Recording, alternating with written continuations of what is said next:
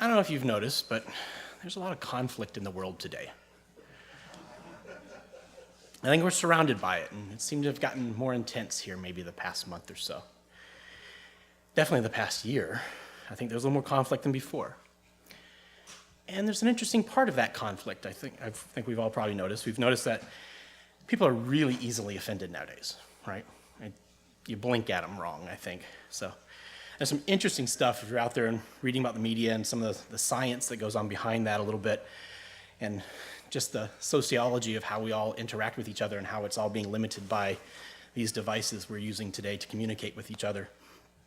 And it's an addiction that we all get fixed on in these things. And I'm not going to go into that. That's a whole other topic for another day, but it's kind of an addiction we have with communicating with these devices.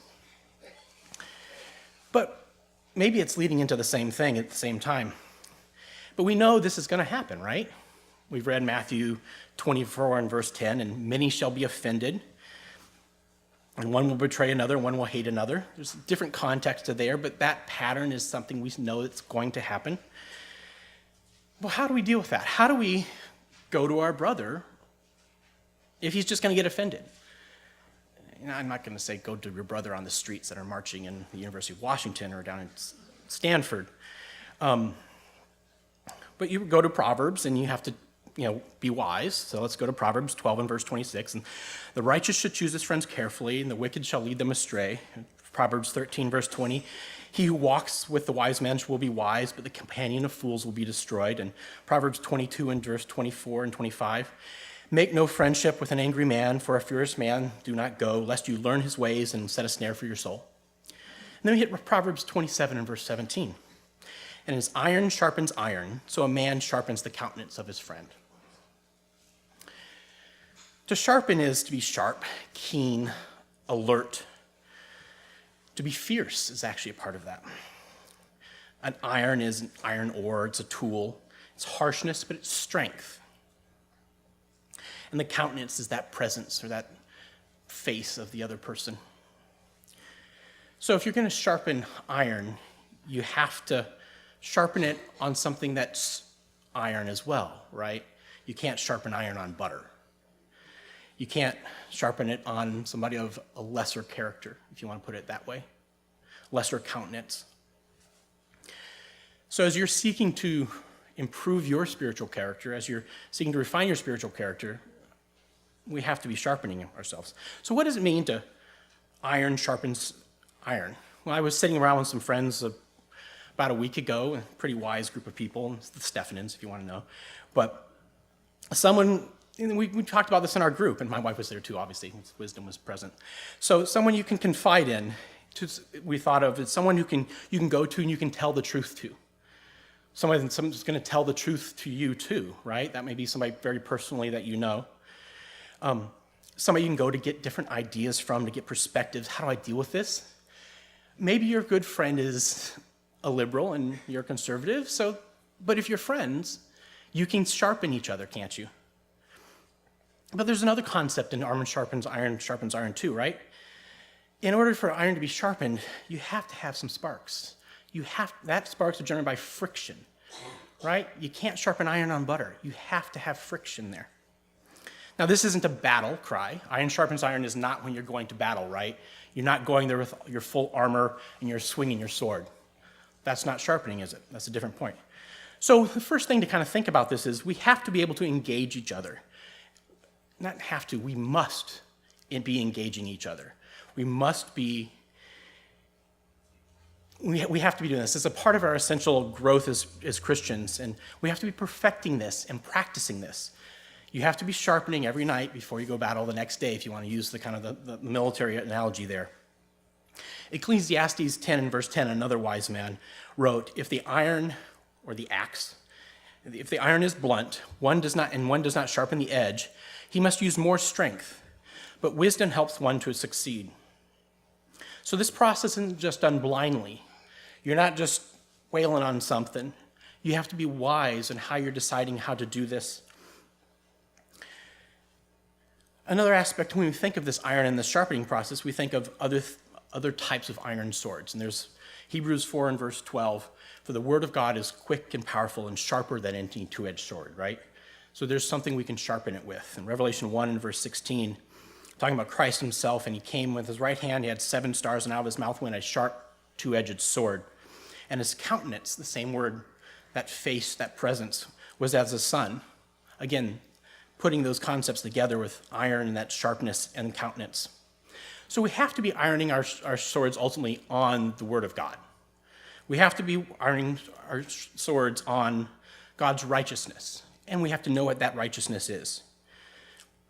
Now, if you want to go back and look, last summer I gave us a sermonette on righteousness.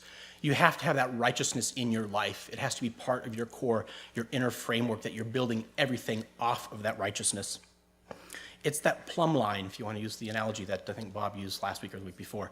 It's that plumb line when you drop it. It's straight, it's true, it doesn't waver, but you have a line, you have an iron line if you want to look at it.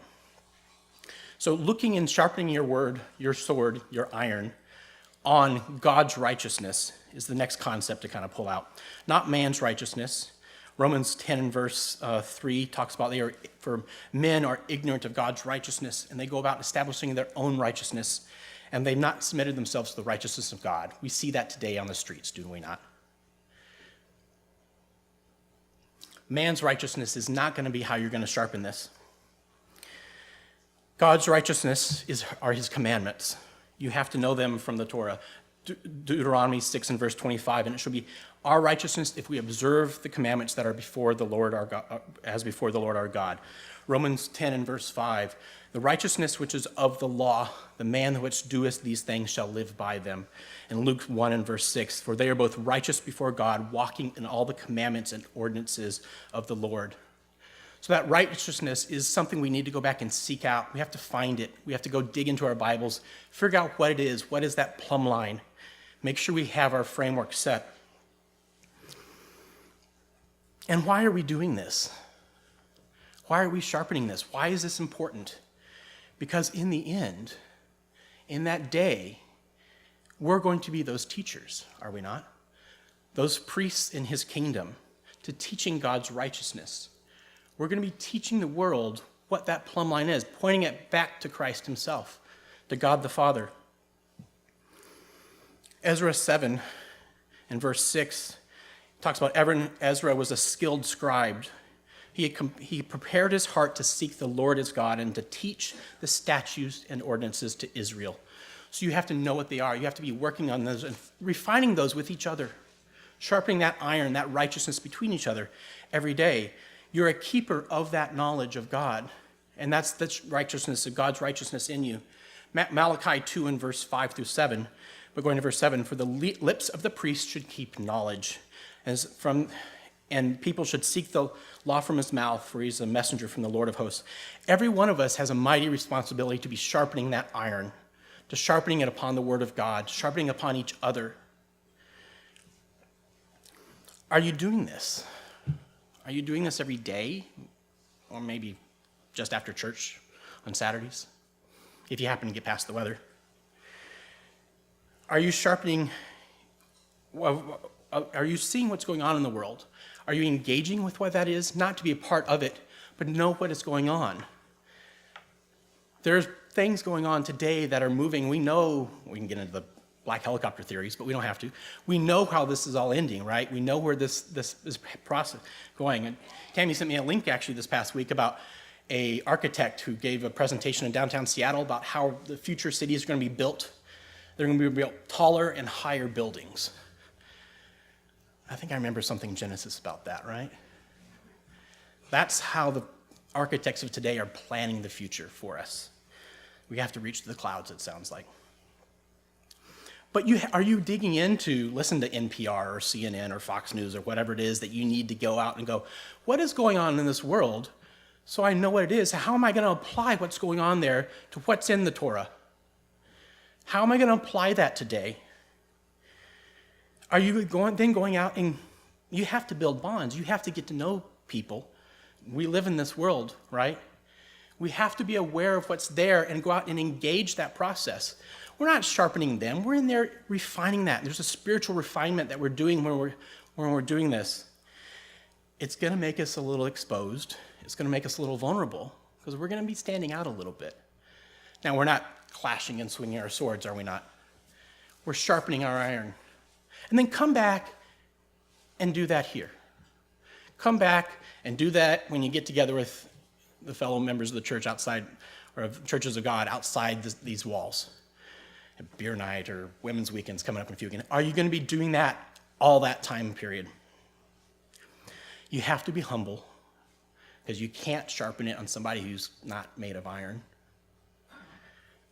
You have to do what is best for them. You have to get to know what is best for them as you're doing that and you're engaging with them. For the axe is blunt, and it does not sharpen on the edge.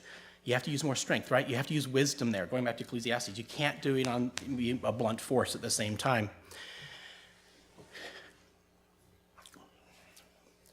If you speak from pride as you're going out into the world and you're engaging them, are they going to hear you? I think we see a lot of pride on the streets today, do we not? They're not listening to each other, even though they're claiming one side's Nazis and the other side knows, well, they're acting like that, so they're acting like. There's not a lot of humility there, is there? So you have to be humble as you go out and you are sharpening your iron, so to speak. As you're looking and seeing what's going on with the world around, you have to be humble so that you can actually begin to open up those channels and dialogue with them to get to know who they are. You may not be trying to change and sharpen their iron today, but you will in the future. So you have that future plan. You have that God's plan out there, right? You know how you're going to do it, because someday, as a spirit being, you're going to be standing in front of them, and you're going to have to reach out to them. Are you going to know how to do that? Because have you even tried to do that today?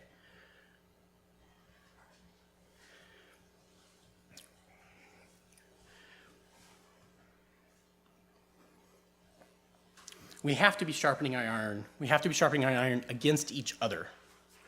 We have to do that after church today. We should probably have been doing it before church. Maybe this morning you were listening to something, engaging in some sort of topic.